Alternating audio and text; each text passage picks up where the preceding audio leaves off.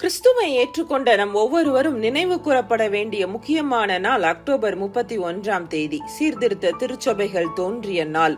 அதற்கு முக்கிய காரணமாக இருந்தவர் மார்ட்டின் லூத்தர். 1510 ரோம் நகருக்கு செல்லும் வாய்ப்பு அவருக்கு கிடைத்தது.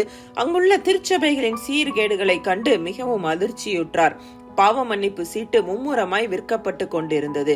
போப் 10 லியோ தூய பேதுருவின் ஆலயத்தை திரும்ப கட்டுவதற்காக பாவ மன்னிப்பு சீட்டு விற்பனையை அறிமுகப்படுத்தினார். வேதத்திற்கு விரோதமான நிலையில் இருந்த இப்படிப்பட்ட காரியங்களை லூத்தர் எதிர்த்தார்.